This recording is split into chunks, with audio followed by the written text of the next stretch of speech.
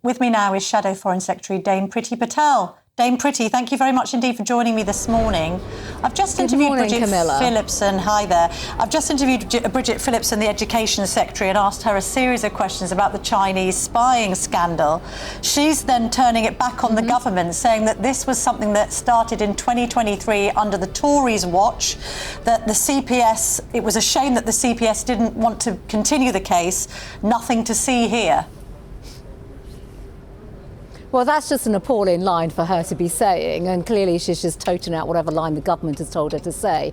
The reality is, back in 2023, it was a Conservative government that started doing the evidential work behind the case. And of course, Camilla, as you know, the real problem we have right now is that the government politically intervened, this Labour government politically intervened to stop this trial from progressing. And we now have the Director of Public Prosecutions, Mr. Stephen Parkinson, basically saying that he asked the government and has been asking the government to provide a lot of the evidence for this case to go further, and it's not been forthcoming. So it's on this government's watch, and this government has too many questions now to answer about what it knew, its role, the level of political interference, the role of the National Security Advisor, the role of literally the Permanent Secretary to the Foreign Office, Keir Starmer's role, who has made decisions, and why are government ministers basically standing up in Parliament, going on television and saying it's nothing to do with them. It strikes me we've got a scrutiny-shirking government, and this is completely irresponsible when it comes to the national security of our country. You mentioned the National Security Advisor there, Jonathan Powell. He's the one who seemingly was reluctant to describe China as the enemy or a threat. Bridget Phillipson in this studio has said that China is a threat, which then begs the question of why that government didn't say so when it needed to in response to CPS requests. But let me put it this way to you, Dame Priti. If Jonathan Powell was acting on his own, then what does that say about the lack of scrutiny higher up? Ministers must have known what Jonathan Powell was doing in relation to this case, mustn't they? Absolutely. And look, I was Home Secretary for just over 3 years, and the fact of the matter is ministers do sit at the National Security Council, ministers do read a lot of the classified information. So I'm afraid this government is digging its hole even deeper right now by making these types of spurious remarks that Bridget Phillipson has done so this morning. So this is deadly serious. It really is, Camilla. And as you know, judging from the newspapers this morning, the United States of America, our closest ally and a partner we work with on national security, and Five Eyes, our national security apparatus, are now raising serious concerns about the British government's conduct when it comes to national security intelligence information. And I can tell you now, when your biggest ally is raising concerns, this puts us at risk now, because they will not be wanting to share intelligence information with this country if we are not going to act upon it, and if we're going to make political judgments in the way in which this government has done so. And I think also on top of this actually undermines our national security apparatus. You might have seen the reports this morning. There is this proposal for this new Chinese super embassy, which Labour ministers, Labour Secretary of States have all been crowing about and backing. The current Foreign Secretary, the ex-Home Secretary, and the previous Foreign Secretary signed letters saying they support this embassy. And yet, in doing so, we now know that our intelligence services, MI5, MI6, GCHQ, they were not even allowed to put evidence forward and information forward to that planning application as to why this was a real threat and why this embassy should not go ahead. Using the internet without a VPN, a virtual private network, is a bit like taking to the road without car insurance. All it takes is one unlucky moment to cost you a lot of cash. This video's sponsor is Private Internet Access. They are the VPN to help keep you safe. Click the link in the description below to find out why over 30 million people have downloaded PIA to protect themselves online. A virtual private network is an app that hides your IP address and helps keep your data private. When you're browsing the internet at home, you give up a large amount of data to businesses, to shops, and indeed to social media giants too. Hackers have the ability to steal your personal data with ease, including sensitive information such as passwords, keystrokes, and even your personal photos. Private internet access helps protect your personal data by encrypting your internet connection to keep your data out of the hands of cyber criminals. And it's not just hackers either to be concerned about. Information can be censored too.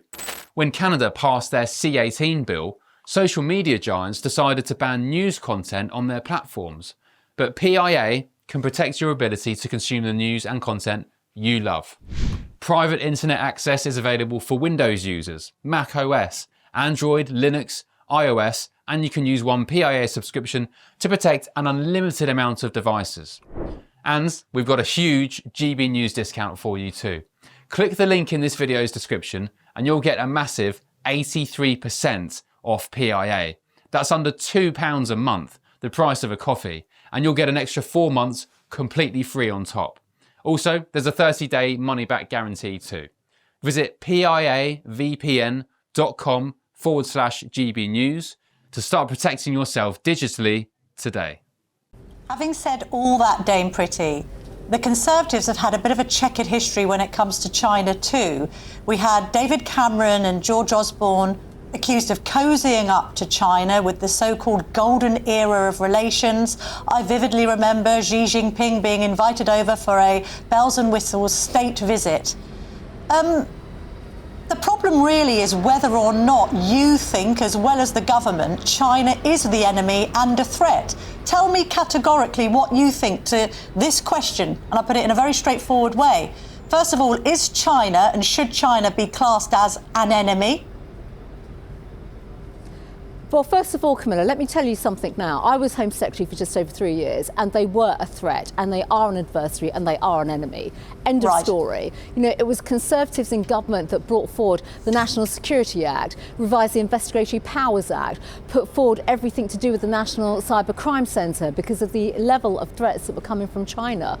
We changed the law. We brought in the National Security Investment Act of Parliament because we discovered all sorts of things about Chinese state-run organisations and entities acquiring and buying British companies.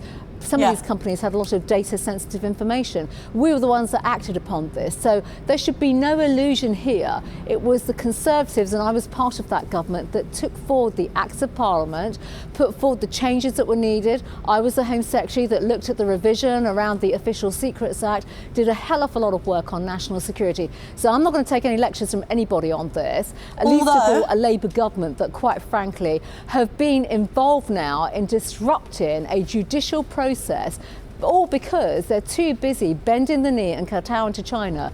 You've also made a really important point, Camilla, which is about the economic relationship. We've always had an economic relationship with China. The British public buy goods from China. That's a fact of life.